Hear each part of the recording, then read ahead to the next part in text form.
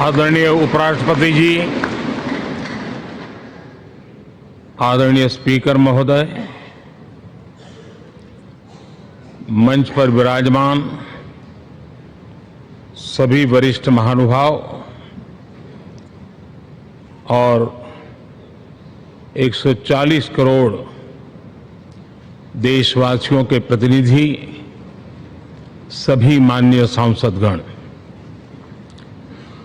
आपको और देशवासियों को गणेश चतुर्थी की अनेक अनेक शुभकामनाएं।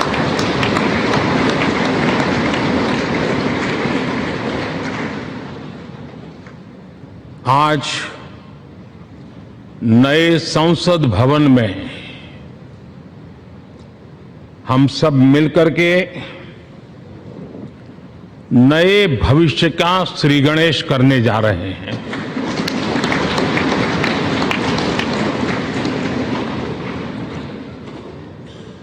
आज हम यहां विकसित भारत का संकल्प दोहराना,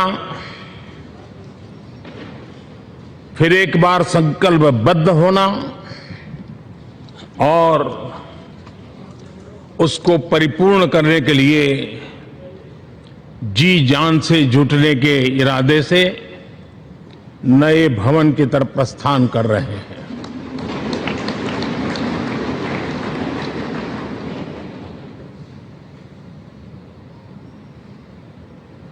सम्माननीय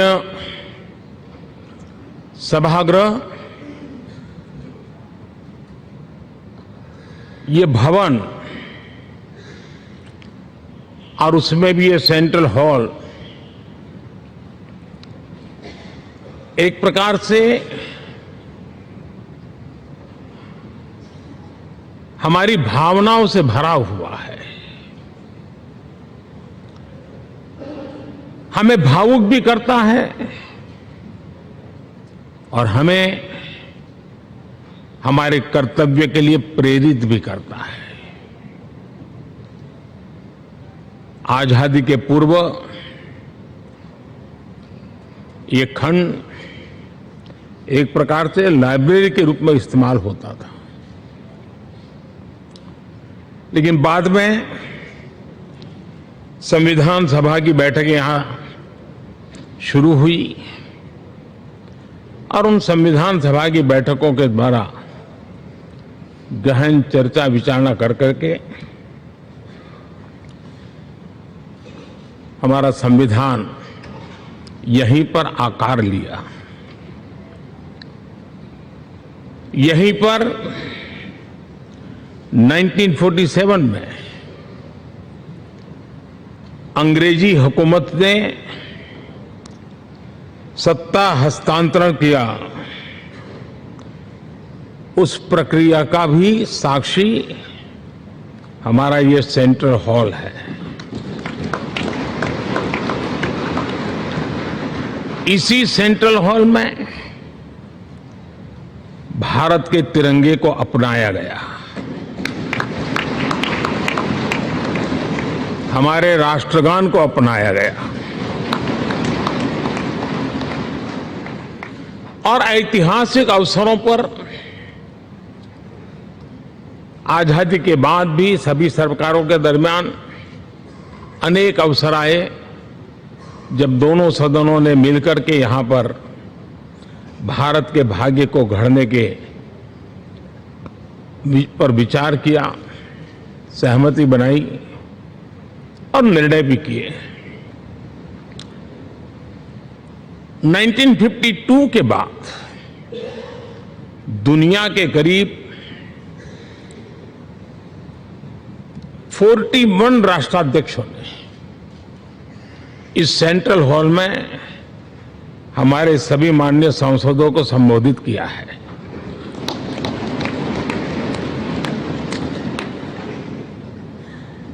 हमारे राष्ट्रपति महोदयों के द्वारा 86 बार यहां संबोधन किया गया है।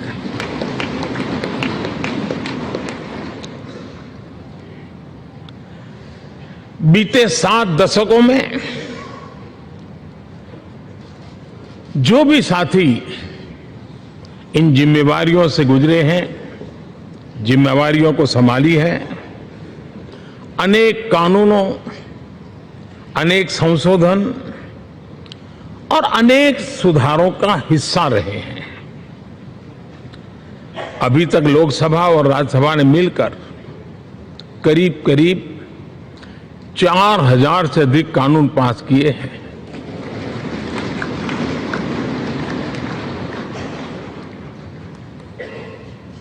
और कभी जरूरत पड़ी तो ज्वाइंट सेशन के माध्यम से भी कानून पारित करने की दिशा में रणनीति बनानी पड़ी और उसके तहत भी दहेज रोकथाम कानून हो, बैंकिंग सर्विस कमीशन बिल हो, आतंक से लड़ने के लिए कानून हो, ये संयुक्त सत्र में पास किए गए हैं, इसी गृह में पास किए गए। इसी संसद में मुस्लिम बहन बेटियों को न्याय की जो प्रतीक्षा थी, शाहबानो केस के कारण कुछ गाड़ी उल्टी पार्टी पर चढ़ गई थी, इसी सदन ने हमारी उस गलतियों को ठीक किया और 3 तलाक विरुद्ध कानून हम सब ने मिलकर के पारित किया। संसद ने बीते वर्षों में ट्रांसजेंडर को न्याय देने वाले कानूनों का भी निर्माण किया। इसके माध्यम से हम ट्रांसजेंडर के प्रति सद्भाव और सम्मान के भाव के साथ उनको नौकरी, शिक्षा, स्वास्थ्य, बाकी जो सुविधाएं हैं, एक गरिमा के साथ प्राप्त कर सके, इसकी दिशा में हम आगे बढ़े। हम सभी ने मिलकर हमारे दिव्यांग जनों के लिए भी उनकी जरूरतों को देखते हुए, उनके एस्पिरेशन को देखते हुए ऐसे कानूनों का निर्माण किया जो उनके लिए उज्जवल भविष्य की गारंटी बन रहे हैं। आर्टिकल 370 हटाने से लेकर वो विषय ऐसा रहा जो शायद ही कोई दशक ऐसा होगा कि चर्चा न हुई हो, चिंता न हुई हो और मांग न हुई हो। आक्रोश भी व्यक्त हुआ, सभागृह में भी हुआ, सभागृह के बाहर भी हुआ, लेकिन हम सबका सौभाग्य है कि हमें सदन में आर्टिकल 370 से मुक्ति पाने का, अलगाववाद, आतंकवाद के खिलाफ लड़ाई लड़ने का एक बड़ा महत्वपूर्ण कदम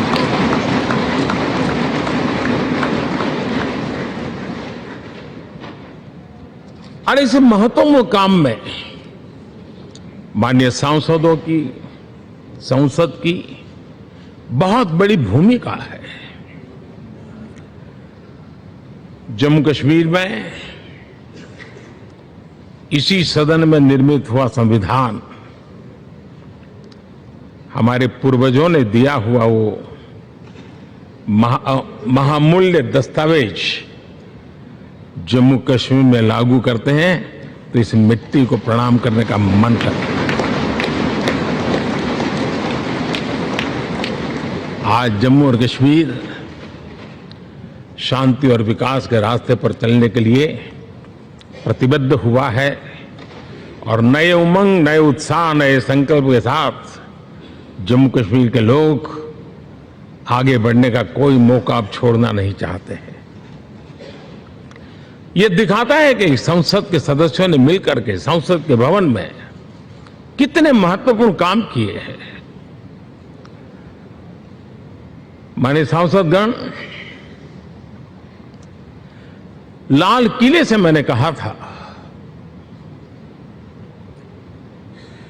यही समय है, सही समय है।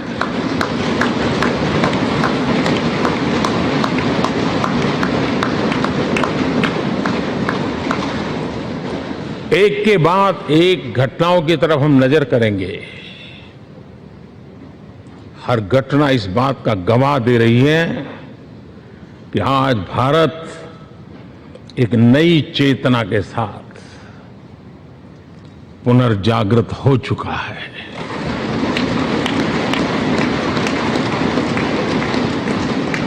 भारत नई ऊर्जा से भर चुका है और यही चेतना, यही ऊर्जा इस देश के कोटि कोटि जनों के सपनों को संकल्प में परिवर्तित कर सकती है और संकल्प को परिश्रम की पराकाष्ठा कर करके सिद्धि तक पहुंचा सकती है। ये हम देख सकते हैं।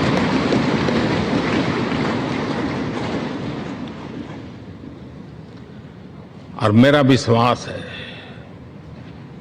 देश जिस दिशा में चल पड़ा है, इच्छित परिणाम अवश्य प्राप्त होंगे।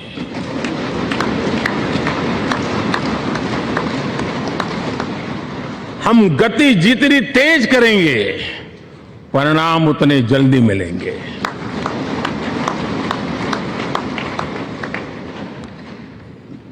आज भारत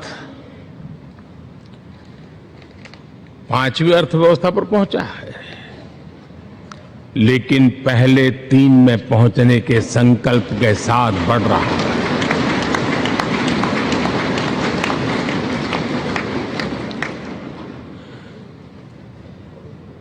और मैं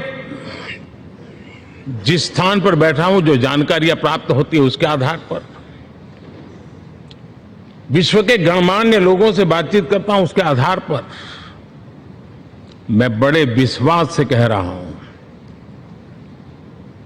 हम में से कुछ लोगों की निराशा हो सकती है, लेकिन दुनिया आश्वस्त है कि भारत टॉप 3 में पहुंच के रहेगा।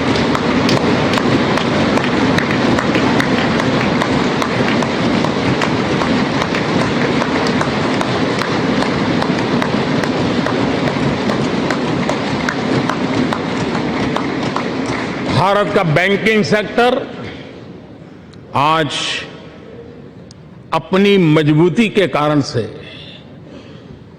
फिर एक बार दुनिया में सकारात्मक चर्चा का केंद्र बना हुआ है।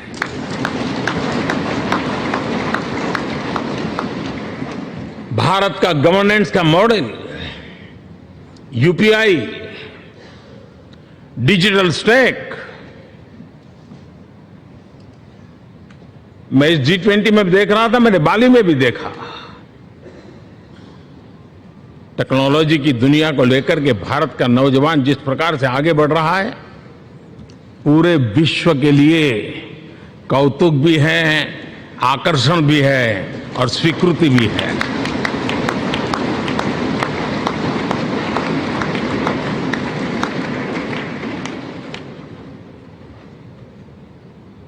हम सब उस ऐसे कालखंड में हैं, मैं कहूंगा हम लोग एक भाग्यवान लोग हैं।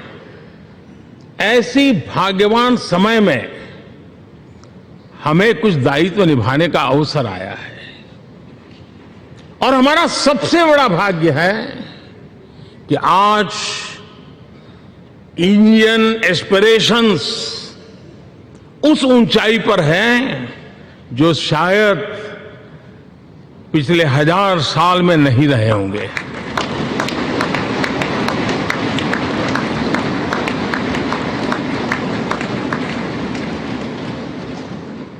गुलामी के जंजीरों ने उसके एस्पिरेशंस को दबोच के रखा था।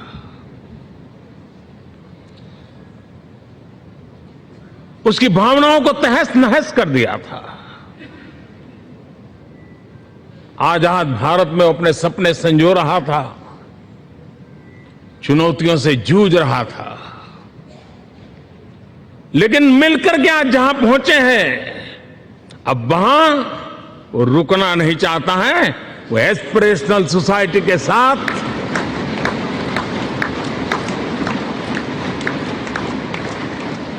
नए लक्ष्य गढ़ना चाहता है।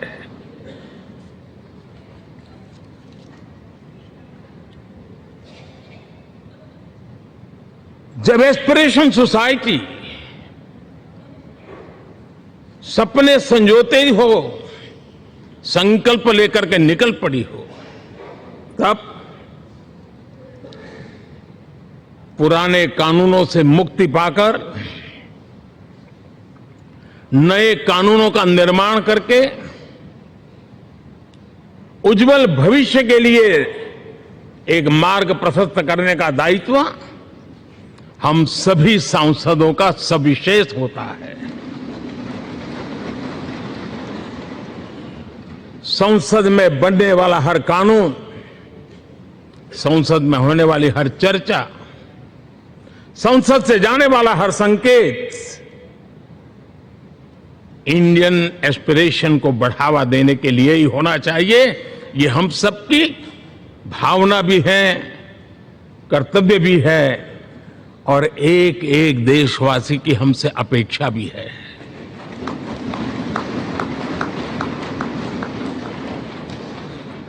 हम जो भी रिफॉर्म करें उसके मूल में इंडियन एस्पिरेशन सबसे सर्वोच्च पद पर होना चाहिए, प्राथमिकता पर होना चाहिए।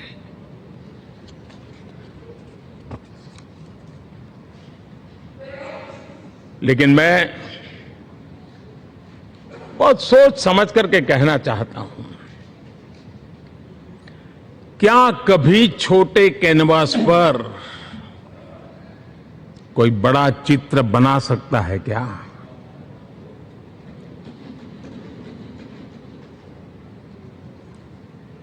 जैसे छोटे कैनवास पर बड़ा चित्र नहीं बन सकता, वैसे हम भी अगर हमारे सोचने के कैनवास को बड़ा नहीं कर सकते तो भव्य भारत का चित्र भी हम नहीं अंकित कर सकते।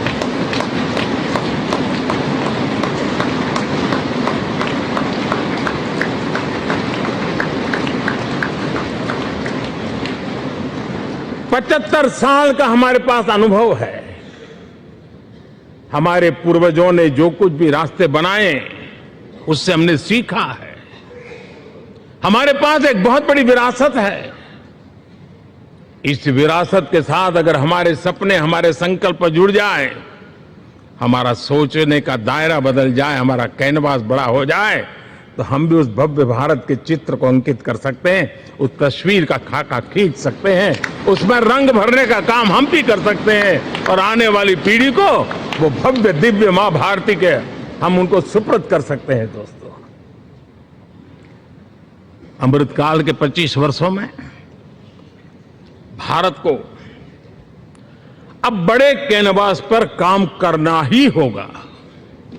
अब हमारे लिए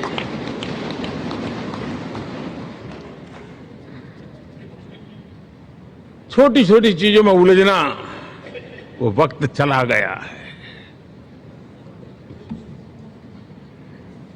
हमें आत्मनिर्भर भारत बनाने के लक्ष्य को सबसे पहले परिपूर्ण करना चाहिए और हमसे शुरुआत होती है, हर नागरिक से शुरुआत होती है। और आज दुनिया में भी एक समय ऐसा था कि लोग मुझे कहते थे, हमारे बड़े बड़े बुद्धिजीवी और अर्थशास्त्री लिखते थे कि मोदी आत्मनिर्भर की बात करता है तो मल्टीलेटरलिज्म के सामने चुनौती तो बन नहीं जाएगा, ग्लोबल इकोनॉमी के जमाने में ठीक तो नहीं होगा। लेकिन 5 साल के भीतर भीतर देखा, दुनिया भारत के आत्मनिर्भर मॉडल की चर्चा करने लगी है।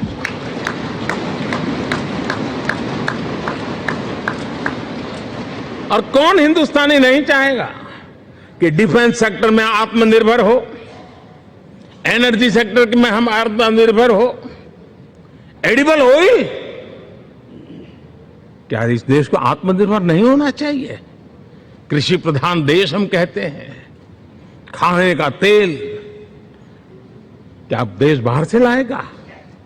बहुत समय की मांग है कि हमें आत्मनिर्भर भारत को संकल्प को पूरा करना, ये हम सबका दायित्व है। उसमें दल आड़े नहीं आते हैं, सिर्फ दिल चाहिए, देश के लिए चाहिए।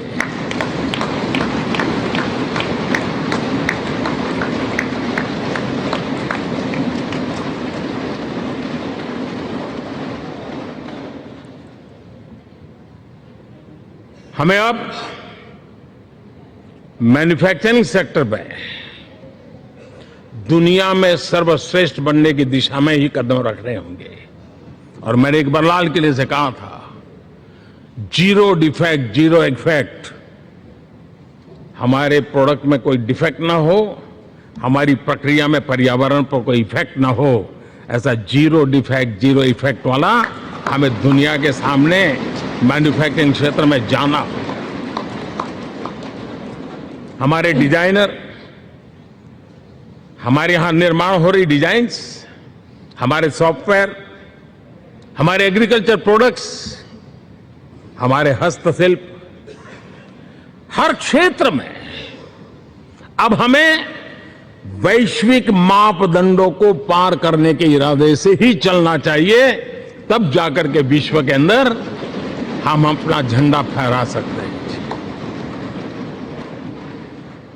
मेरे गांव में मेरा सबसे अच्छा माल हो, इतनी बात नहीं चलेगी। मेरे राज्य में मेरा सबसे अच्छा प्रोडक्ट नहीं चलेगा, मेरे देश में मेरा सबसे अच्छा प्रोडक्ट नहीं चलेगा, दुनिया में मेरा प्रोडक्ट सबसे अच्छा होगा। ये भाव हमें पैदा करना।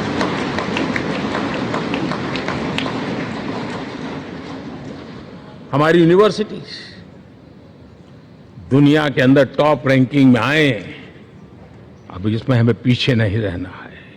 हमारे शिक्षा जगत को नई नेशनल एजुकेशन पॉलिसी मिली है, एक खुलापन है, सर्व स्वीकृत बनी है। उसके सहारे अब हमें चल पड़ना है।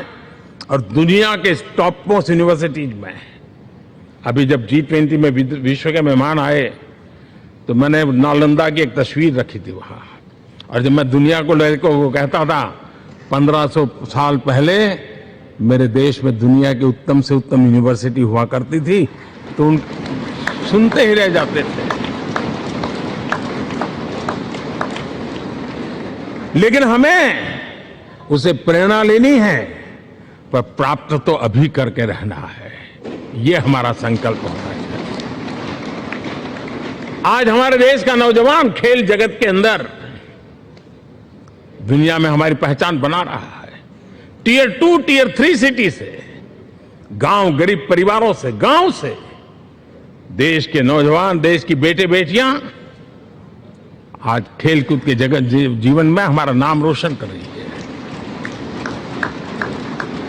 लेकिन देश चाहता है और देश का संकल्प होना चाहिए कि अब खेलकूद के हर पोडियम पे हमारा तिरंगा भी लहराता होगा।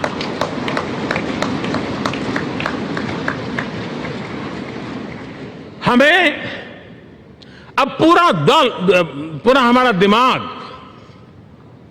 क्वालिटी पर फोकस करना ही होगा, ताकि हम विश्व की आशा अपेक्षाओं के अनुकूल और भारत के सामान्य मानव के जीवन में भी क्वालिटी ऑफ लाइफ के प्रति जो एस्पिरेशन बढ़ा है, उसको हम एड्रेस कर पाए।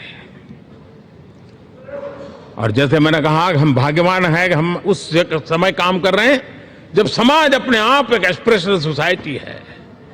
हमारा और भी एक भाग्य है कि हम उस समय हैं जब हिंदुस्तान युवा देश है।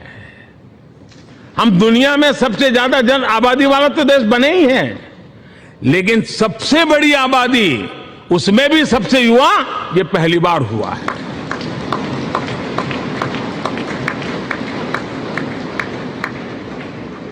जिस देश के पास ये युवा शक्ति हो, युवा सामर्थ्य हो, तब हमें उसकी टैलेंट पे भरोसा है, हमें उसकी संकल्प शक्ति पे भरोसा है, उसकी साहस में हमें भरोसा है।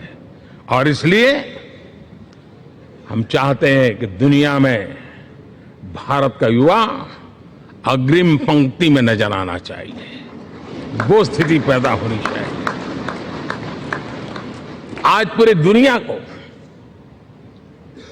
स्किल मैन पावर की बहुत बड़ी जरूरत है, और भारत विश्व की इस आवश्यकता की पूर्ति के लिए अपने आप को सज्ज कर सकता है और उन आवश्यकताओं को पूरी कर करके दुनिया में अपनी एक जगह भी बना सकता है।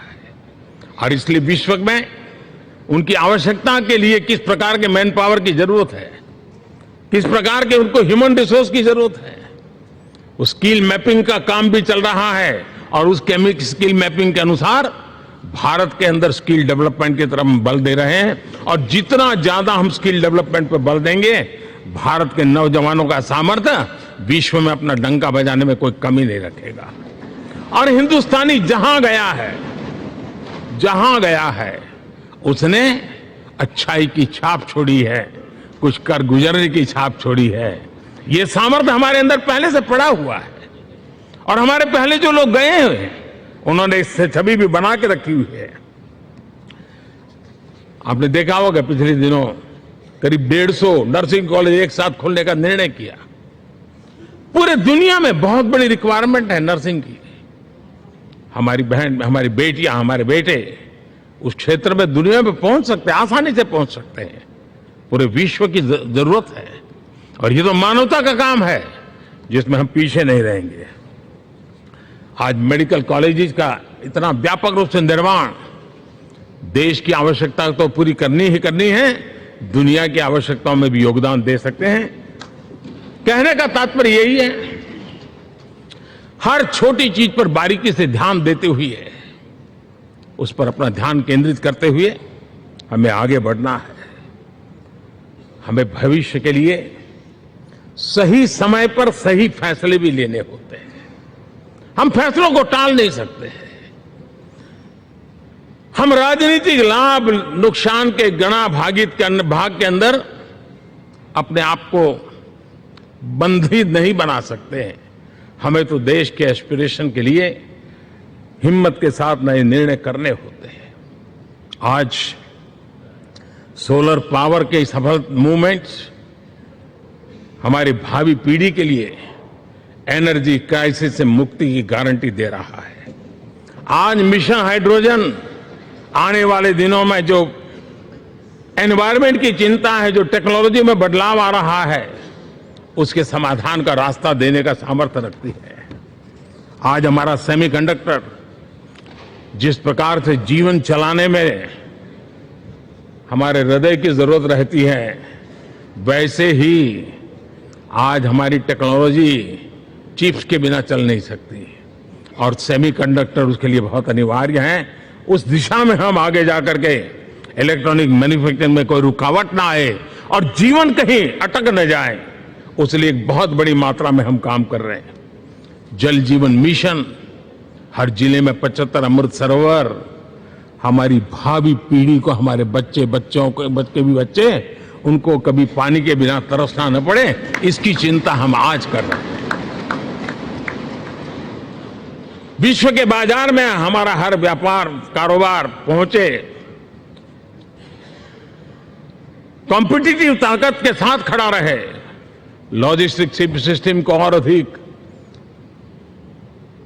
कम खर्च वाला बनाना, एफिशिएंट बनाना, उस दिशा में हम बहुत नीतियां लेकर के चल रहे हैं। आज समय की मांग है कि भारत का एक ऐसा भारत का हम निर्माण करें। नॉलेज, इनोवेशन, ये समय की मांग है और दुनिया में हमें अग्रिम पंक्ति में जाने का ये रास्ता भी है। और इसलिए पिछले हमने समय नेशनल एजुकेशन पॉलिसी के साथ साथ टेक्नोलॉजी के बढ़ावे के लिए हमने रिसर्च और इनोवेशन का एक कानून भी पारित किया है, ताकि हमारे देश के नौजवानों को इस इनोवेशन के और चंद्रयान 3 की सफलता के बाद देश के नौजवानों के मन में विज्ञान की तरफ आकर्षण बढ़ रहा है। हमें मौका गंवाना नहीं है। हमारी युवा पीढ़ी को हमने रिसर्च और इनोवेशन के लिए पूरे अवसर देने हैं और इस इकोसिस्टम को बनाने के लिए हमने एक उज्जवल भविष्य के निर्माण की नींव रखी है। आदरणीय बंधुगण, सामाजिक न्याय ये हमारी पहली शर्त है। बिना सामाजिक न्याय, बिना संतुलन, बिना समभाव, बिना समत्व हम इच्छित परिणामों को घर के भीतर प्राप्त नहीं कर सकते। लेकिन सामाजिक न्याय की चर्चा बहुत सीमित बन के रह गई। हमें उसको व्यापक रूप में देखना होगा। हम किसी गरीब को कोई सुविधा दें, किसी समाज में दबे कुचले व्यक्ति को कोई सुविधा दें, वो तो सामाजिक न्याय की एक प्रक्रिया है। लेकिन उसके घर तक पक्की सड़क बन जाए ना, वो भी सामाजिक न्याय के लिए उसको मजबूती देती है।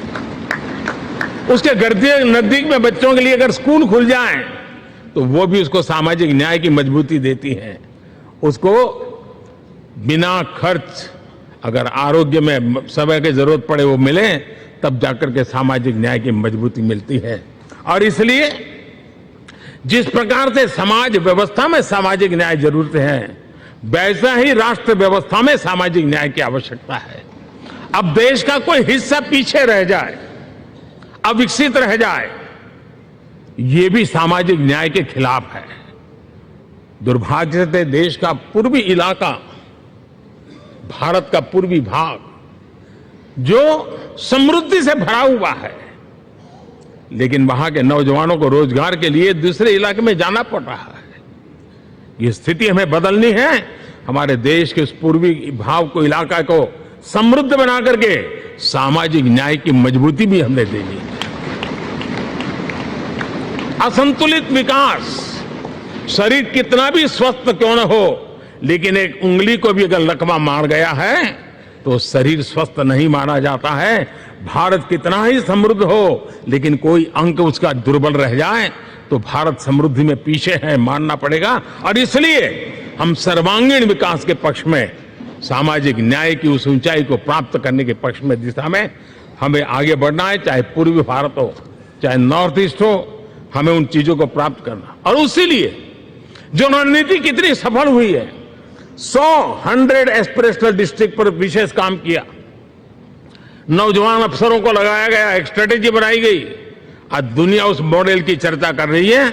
और आज 100 डिस्ट्रिक्ट, देश के कोने कोने में जो पीछे माने जाते थे, उसको बोझ मान लिया गया था। आज स्थिति ये बनी है कि 100 डिस्ट्रिक्ट अपने अपने राज्य में लीड कर रहे हैं, राज्य की एवरेज से भी ऊपर जा रहे हैं।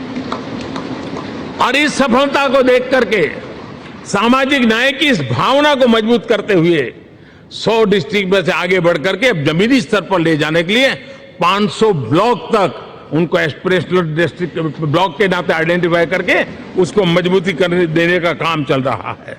और मुझे विश्वास है ये एस्पिरेशनल ब्लॉक्स हैं, वो एक विकास का नया मॉडल बनने वाले हैं। वो एक प्रकार से देश के विकास के एक नए ऊर्जा केंद्र बनने की संभावना रखते हैं। और उस दिशा में भी हम आगे बढ़ रहे हैं। माननीय सांसदगण,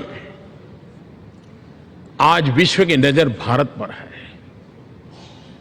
शीत युद्ध के समय हमारी पहचान गुटनिरपेक्ष देश के रूप में रही। उस समय की जो जरूरत थी, उसके जो लाभ होने थे, उस समय से हम गुजरे हैं। लेकिन अब भारत का स्थान कुछ और बना है। और इसलिए उस समय गुटनिरपेक्ष की अवस्था आवश्यक होगी। आज हम उस नीति को लेकर के चल रहे हैं, जिस नीति को अगर हमें पहचानना है तो विश्व मित्र के रूप में हम आगे बढ़ रहे हैं। हम दुनिया से मित्रता कर रहे हैं, दुनिया हमारे में मित्र खोज रही है। ये शायद विश्व में एक भारत ने, और दूरी नहीं, हो सके उतनी निकटता, उस रास्ते पर चल करके भी हम अपने विश्व मित्र के रूप में भाव आज सफलतापूर्वक आगे बढ़ा रहे हैं। और मुझे लगता है कि इसका लाभ आज भारत को हो रहा है। भारत आज दुनिया के लिए एक स्टेबल सप्लाई चेन के रूप में उभर रहा है। और आज विश्व की ये जरूरत है। और उस आवश्यकता की पूर्ति करने का काम G20 में भारत ग्लोबल साउथ के आवाज बनकर के उभरा है। ये बीज G20 समिट में जो बीज बोया गया है, मेरे देशवासी आने वाले समय देखेंगे कि वो ऐसा वटवृक्ष बनने वाला है, ऐसा वटवृक्ष बनने वाला है, विश्वास का ऐसा वटवृक्ष बनने वाला है जिसकी साया में आने वाली पीढ़ियां सदियों तक एक गर्व के साथ अपना सीना तान करके खड़ी रहेगी। ये मुझे विश्वास है।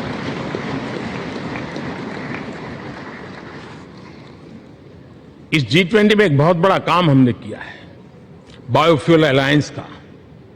हम विश्व के नेतृत्व करते रहे, दिशा दे रहे हैं और विश्व को बायोफ्यूल अलायंस में दुनिया के सभी देश देखते ही देखते उसकी सदस्यता ले रहे थे और एक बहुत बड़ा आंदोलन खड़ा होने जा रहा है और जिसका नेतृत्व ये हमारा भारत कर रहा है। छोटे छोटे महाद्वीप, उनके साथ भी आर्थिक कॉरिडोर बनाने की दिशा में हमने बड़ी मजबूती के साथ कदम उठाए हैं। आदरणीय बंधुगण, आदरणीय उपराष्ट्रपति जी, आदरणीय स्पीकर महोदय, आज हम यहां से विदाई लेकर के नए भवन में जा रहे हैं, संसद के नए भवन में बैठने वाले हैं और ये शुभ है, गणेश चतुर्थी के दिन बैठ रहे हैं।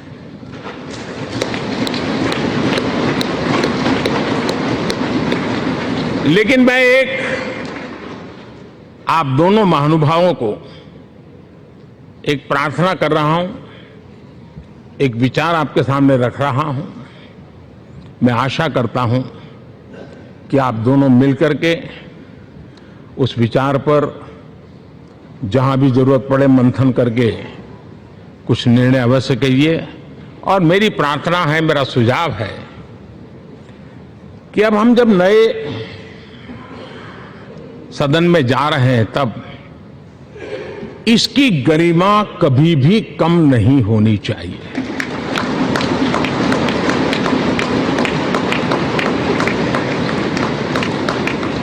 इसे सिर्फ पुरानी पार्लियामेंट कहकर के छोड़ दें, ऐसा नहीं होना चाहिए। और इसलिए मेरी प्रार्थना है कि भविष्य में अगर आप सहमति दे दोनों महानुभाव, तो इसको संविधान सदन के रूप में जाना जाए।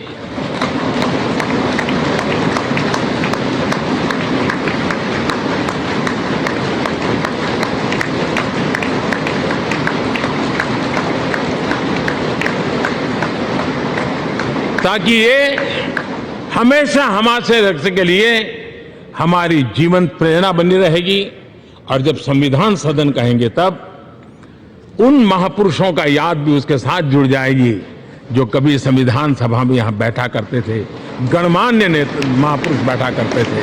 और इसलिए भावी पीढ़ी को ये तोहफा भी देने का अवसर हमें जाने नहीं देना चाहिए। मैं फिर एक बार इस पवित्र भूमि को प्रणाम करता हूं।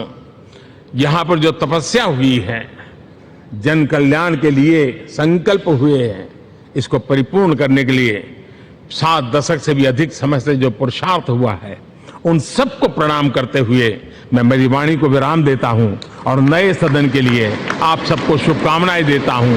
बहुत बहुत धन्यवाद।